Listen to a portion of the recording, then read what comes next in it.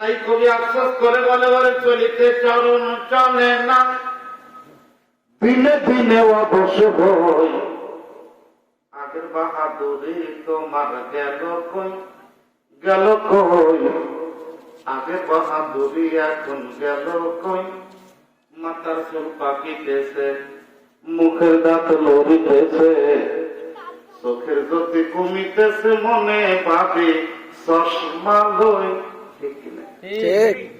রং চলে না, রং তামাশা, অলস হয়েছে সেটা, রং চলে না, রং তামাশা, অলস হয়েছে সেটা, কথা বলতে ভুল করে যায়, মধ্যে মধ্যে আটক হই, আগের বাহাদুরি এখন গেল কই, গেল কই, আগের বাহাদুরি এখন গেল কই, ঠিক কিনা বলে? ঠিক। দুইবার পাতলা পায়খানা, একবার বমি, এরপরে ওই যে পিছনে ধরতে চলে, এরপরে আর চলে না, কথা কন ঠিক ঠিক।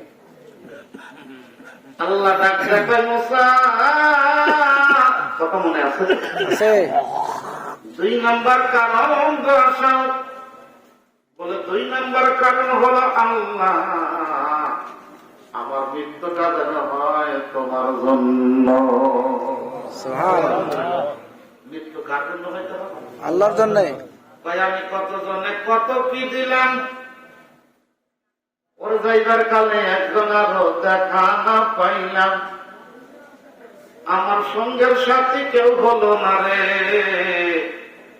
রইব না আর বেশি দিন তোদের মাজারে, ডাক দিয়েছেন দয়াল তো বললাম। এই যে আমি ইশারা করে দেখেন, আল্লাহ বলতে হবে, কথাটা বড় চমৎকার কথা, কত জনে কত কি দিলাম, আমার সঙ্গের সাথী কেউ হলো না, হবে মুসলমান বাইরে আমার আপনার কবরে একা একা যাইতে হবে। এই বিশ্বনবী সাহাবাদেরকে নিয়ে দুইটা টাইম আলোচনা শোনাইতেন, সাহাবারা নবীজির সম্মুখে বসে বসে আলোচনাগুলো শুনতেন। নবী আমার সাহাবাদের ডাকতে বললেন, সাহাবারা রে, আমি আজকে তোমাদেরকে সুন্দর করে গুরুত্বপূর্ণ আলোচনা শোনাবো। সাহাবারা ডাকতে বললেন, নবী গো, এই গুরুত্বপূর্ণ আলোচনা শোনার জন্যই তো আমরা বসে আছি। নবী আমার ডাকতে বললেন, সাহাবারা রে, গতকালকে আল্লাহ আমার জান্নাত দেখাইছে, জাহান্নাম দেখাইছে, জান্নাত দেখতে গিয়ে দেখলাম নবী গো, সাহাবাদেরকে বুঝাইতেছি আল্লাহ জান্নাতের 8টা দরজা খোলা রাখছে। নবীজির সম্মুখে হযরত আবু বকর বসছে, ওমর বসছে, ওসমান বসছে, আলী বসছে, বেলাল বসছে।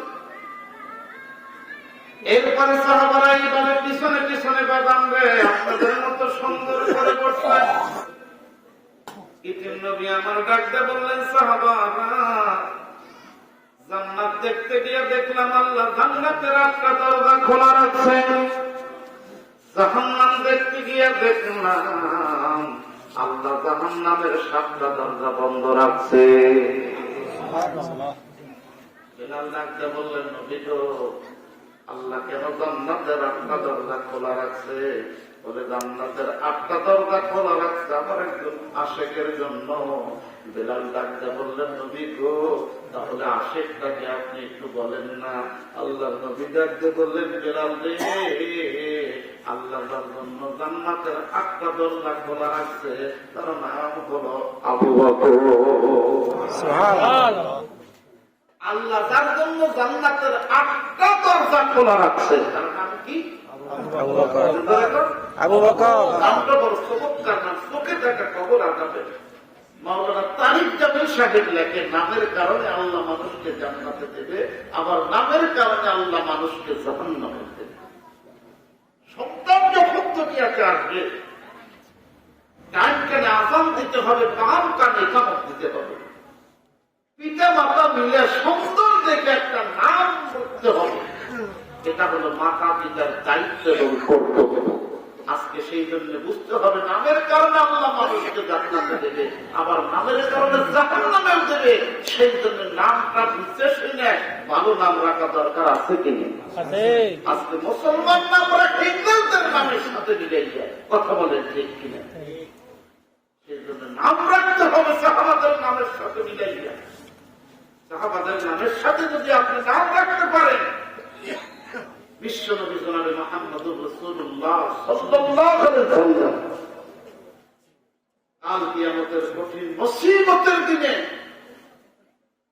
যেদিন মানুষ ইয়া নাফসি বলবে, মানুষের মাথার উপরে আধার উপরে সূর্য থাকবে, গুনাহগার বান্দাদের নাক মুখ গলে গলে পড়তে থাকবে, মজক গুলা পড়তে থাকবে, সারা পৃথিবীর মানুষ পানি গলি বলে চিৎকার করবে। সেই দিন আপনার নামটা যদি সুন্দর হয়, বিশ্ব নবী আদর করে ডাকবে। তাই আল্লাহ বলে, কুল ইয়া ইবাদিয়াল্লাযীনা আসরাফু আলা আনফুসিহিম লা তাকনাতু মির রাহমাতিল্লাহ ইন্নাল্লাহা ইয়াগফিরুয যুনুবা জামিআ ইন্নাহু হুয়াল গফুরুর রহিম। আল্লাহু আকবার, আল্লাহু আকবার। এত নাফরমানি করতেছি, এত খারাপ কাজ করতেছি, আল্লাহ কখন আমাকে আপনাকে নাফরমান বলে ডাকতে দিয়েছে? না, ধরে বলে দিয়েছে না। এত মুনাফিকি করার পর আল্লাহ আমাকে আপনাকে মুনাফিক বলেও ডাক দেয় নাই।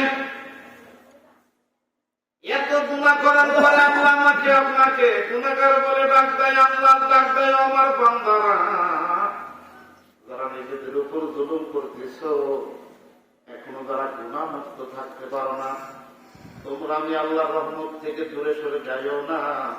আমি আল্লাহ ক্ষমাশীল অতি দয়াবান। এই আয়াতের তাফসীর করতে গিয়ে আল্লামা রাজি রাহমাতুল্লাহ আলাইহি তাফসীরে কবরের মধ্যে একটা ঘটনা উল্লেখ করে। হযরত ওমর রাস্তা দিয়ে যাইতেছে, তীর মরিতে দেখে এক যুবক সেজদারত অবস্থায় কাঁদছে। কি আছে? হযরত ওমরের দিল নরম না গরম? বাবা এটা বলে কত গরম। হযরত ওমর যখন মদিনার প্রেসিডেন্ট, হযরত ওমর যখন মদিনার রাস্তা দিয়ে যান, ওই রাস্তা দিয়ে 40 দিন পর্যন্ত শয়তান যাইতে ভয় পায়। সুবহানাল্লাহ, সুবহানাল্লাহ। কয়দিন? 40 দিন। 40 দিন ওই রাস্তা দিয়ে শয়তান যাইতে সাহস পায় না। হযরত ওমর যখন মদিনার প্রেসিডেন্ট, এক যুবক বগলতলা মদের বোতল নিয়ে রওনা দিচ্ছে। হযরত ওমরকে দেখে থরথর করে কাঁপতেছে, আল্লাহ আজকে যদি তুমি আমার ওমরের হাত থেকে বাঁচায় দাও, জীবনে আর কোনদিন আমি মদ খাবো না। আল্লাহ রাব্বুল আলামিনের আরশ মহল্লায় জুস মেরে গেছে। আল্লাহ ফেরেশতাকে ডাকতে বলল, ফেরেশতা জান্নাত থেকে এক বোতল দুধ নিয়ে যাও, যুবকের বগলতলা সাপ্লাই দিয়ে। সুবহানাল্লাহ, সুবহানাল্লাহ। হযরত ওমর ডাকতে বলে, যুবক বগলতলা কি? যুবক ডাকতে পায়, আমিরুল মুমিনিন। যুবকের মুখ ফুসকা বাহির হয়েছে, আমার বগলতলা দুধের বোতল। হযরত ওমর ডাকতে বলে, যুবক রে দে আমার হাতে দে। হযরত ওমরের হাতে যখন দিলেন, যুবক থরথর করে কাঁপে আর আল্লাহকে ডাকতে বলে, আল্লাহ আল্লাহু গনিয়্যুন ওয়া আনতুমুল ফুকারা ওয়া হুয়া মা'আকুম আইনামা কুনতুম আল্লাহু বিমা তা'মালুনা বাসীর। আল্লাহু আকবার। আল্লাহ গোপনে যা করি তুমি দেখো, প্রকাশ্যে যা করি তুমি দেখো। দরদি আল্লাহ,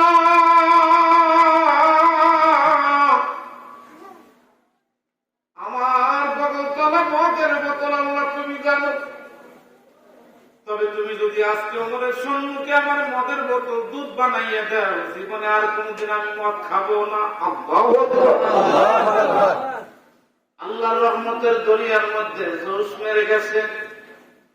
আল্লাহ ডাকতে বলল, ফেরেশতা তাড়াতাড়ি করে সাপ্লাই দে। এবার হযরত ওমর বোতলটা নিয়ে সাপ দিয়ে তুলে যখন দুই ডুব মেরে দিলেন, হযরত ওমরের গাল বেয়ে পানি পানি করতেছে। হযরত ওমরের পানি দেখে যুবক ডাক দেয়, আমিরুল মুমিনিন আপনি কাঁদেন কে? হযরত ওমর ডাক দেয় বলে, যুবক রে জীবনে অনেক দুধ খাইছি, এত সুমিষ্টি দুধ খাই না। যুবক আল্লাহকে ডাকতে বলে, আল্লাহ, যে ওরের সম্মুখে তুমি মদের বোতল, দুধের বোতল বানাইয়া দিতে পারো, ওই ওরের সম্মুখে আজকে দীপ্ত শপথ গ্রহণ করলাম, জীবনে আর কোনদিন গুনাহ করব না। সেদিনে কান্দিবে কয়জন, সেদিন আন্ধার ঘরে শোয়াইবে, মাটির দেহ মাটি খাইবে, ভুলবে তোরে ওহিনায় আপন জন, তুই মরিলে কান্দিবে কয়জন, বাইবে রাধার আত্মীয় যারা, কিছুদিন কান্দিবে তারা, এই দুনিয়ার কোলাহলে তারা একদিন যাবে চলে, ছিন্ন হবে তোমার মায়ারি বন্ধু।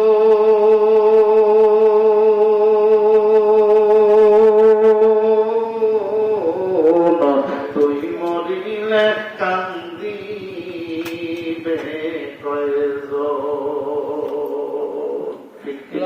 ঠিক। বাবা, আপনি মারা যাওয়ার পরে আপনার আত্মীয় স্বজন 40 দিন পর্যন্ত কাঁদবে। এরপরে বাবা আপনার কথা ভুলে যাবে, এই দুনিয়ার কোলাহলে কথা কন, ঠিক কিনা? ঠিক। এই কবরে ওই কবরে বাবা আমার আপনার একাই থাকতে হবে। এই কবরে যখন আমি আপনি যাবো, কবরে যাওয়ার সঙ্গে সঙ্গে যেন আল্লাহ আমার আমল নামাটা ডাইন হাতে দিয়ে দেবে। আমিন তো, আমিন। আর একটু জোরে তো আমিন। আমার আল্লাহ যেন ফুলসরাত বিদ্যুতের মতো পার হওয়ার তৌফিক দেয়। তাই বিশ্বনবী আলোচনা করতে গিয়ে সাহাবাদের ডাকতে বলল, সাহাবারা রে, জান্নাত দেখতে গিয়ে দেখলাম আল্লাহ জান্নাতের 8টা দরজা খোলা রাখছে। বেলাল ডাকতে বললেন, নবী গো, আবু বকরের জন্য জান্নাতের 8টা দরজা খোলা রাখছে। আবু বকরের ডানে বসে রয়েছে হযরত ওমর। ওমর বিনাইয়া বিনাইয়া কান্দে। নবী আমার আবু বকরের কথা বললেন, আমি ওমরের কথা তো বললেন না। যে ওমর নবীদের কাল্লা কাটতে গিয়া নিজের কাল্লা কাইটে কালমা পড়ে মুসলমান হইলেন। আল্লাহর নবী আমি ওমরের কথা বললেন না, আবু বকরের কথা বললেন। সেই ওমর দৌড়াইয়া যাইয়া নবীদের সম্মুখে খপ করে হাত দিয়া তুলে ডাকতে বলে, ভাই আবু বকর, মাক্কি জিন্দেগি আর মাদিনী জিন্দেগির যত আমল আছে সব আমল আমি তোমার দিয়ে দিলাম। তুমি শুধু আমার ওই যে গাড়ি সই গর্তের ভিতরে নবীকে যখন মক্কার কাফেররা থাকতে দিল, আল্লাহর হুকুমে নবী যেদিন মক্কায় থেকে হিজরত করে মদিনার দিকে যায়, আল্লাহর নবী মদিনার মক্কার 3 কিলোমিটার উত্তরে ওই গাড়ি সই গর্তের ভিতরে নবী যখন তোমার নিয়েছিল, ওই যে গর্তের ভিতরে যতটুকু সময় ছিল ততটুকু সময়ের আমল ভাই তুমি আমার দিয়ে দেবে। আর মাক্কি জিন্দেগি আর মাদিনী জিন্দেগির যত আমল আছে আমি ওমর তোমার দিয়ে দিলাম। আবু বকর কান্দার ডাকতে বলে, ভাই ওমর, আমার জিন্দেগির সমস্ত আমল তোমার আমি দিয়ে দিলাম, কিন্তু ওই গাছের গর্তের ভিতরে যে স্মৃতি বিদ্যুৎ আমল আছে ভাই আমি তোমার এই আমল দিতে পারবো না। কষ্টের কথা শুধু আমি আর নবী জানি, আর কেউ জানে না। তাই আল্লাহ রাব্বুল আলামিন বলেন, মা কানা মুহাম্মাদুন আবা আহাদিন মির রিজালিকুম ওয়ালাকিন রাসূলুল্লাহ ওয়া খাতামান নাবিয়্যিন ওয়া কানা আল্লাহু বিকুল্লি শাইইন আলিমা। আল্লাহু আকবার। আল্লাহু আকবার। আল্লাহু আকবার। আল্লাহু আকবার। লা নাবিয়্যা বাদি। মুহাম্মদ সাল্লাল্লাহু আলাইহি সাল্লাম কার ঠিকানা, উনি হলো আখির নবী। এরপরে আর কোন নবী আসবে না। আজকেও শিশা বাজার এলাকার দোকানদার বাইরে কথাগুলো ভালো করে শোনেন, বাদাম কাজে লাগবে। সেই নবীর উম্মত হয়ে আমি আপনি গর্বিত কিনা করে কর। ও মুসলমান বাইরে রে, এমন এক নবীর আল্লাহ আমার আপনারা উম্মত বানাইছে, যে নবীর আল্লাহ না বানাইলে তামাম দুনিয়া বানাইতো না। সুবহানাল্লাহ। তাই বিশ্ব নবী সাল্লামের কাছে হযরত ওমর যাইতেছে, কথা বলে আছে তো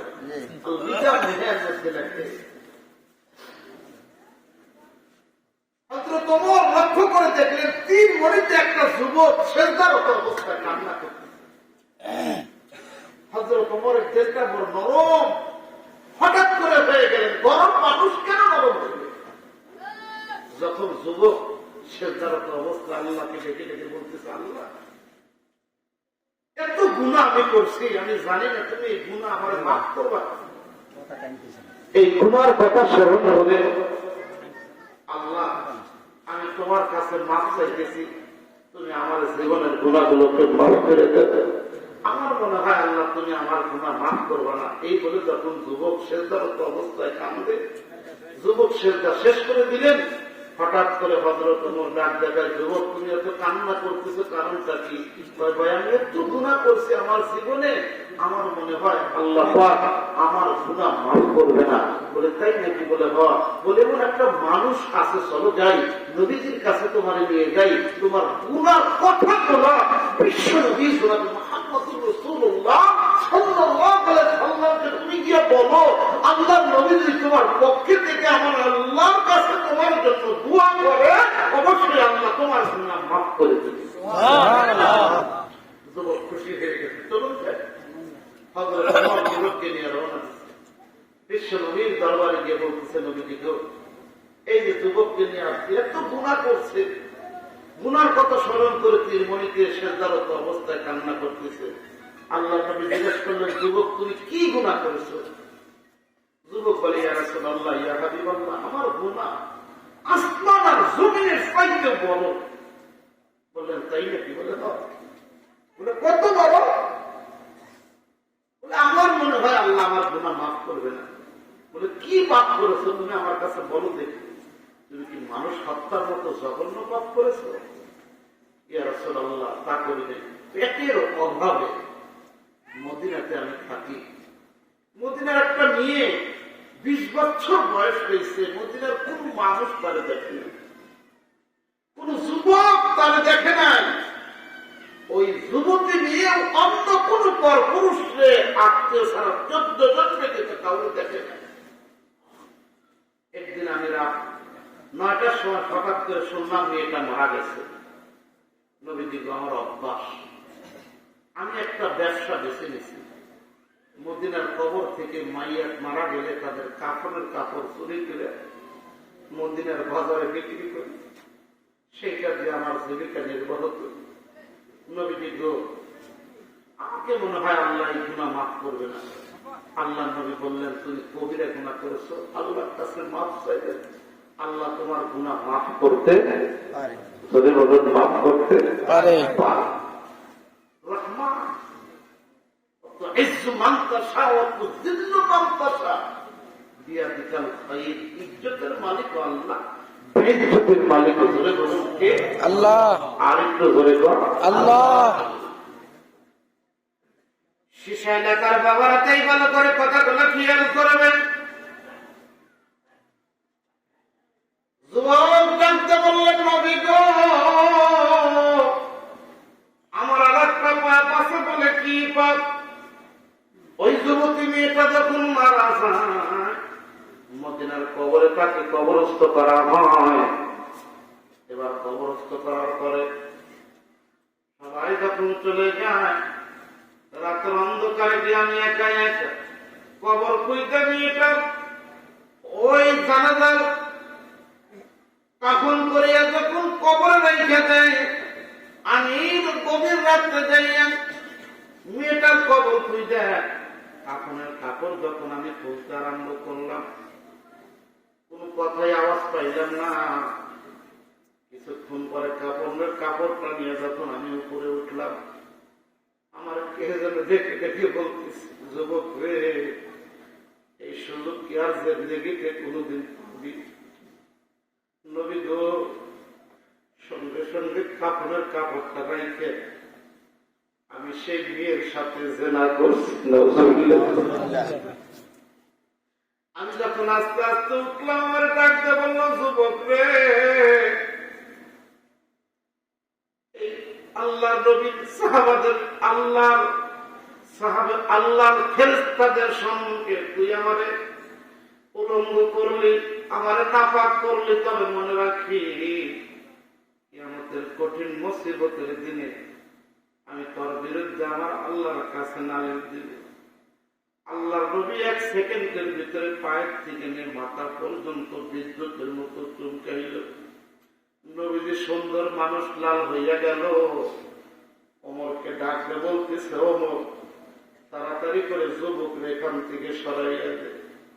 ওকে যদি এখান থেকে না সরাস, ওর দ্বারাই পরাজয় আসতে পারে। তাড়াতাড়ি করে যুবক এখান থেকে সরে যা, তোর গুনাহ বুঝি আল্লাহ মাফ করবে না, সর এখান থেকে।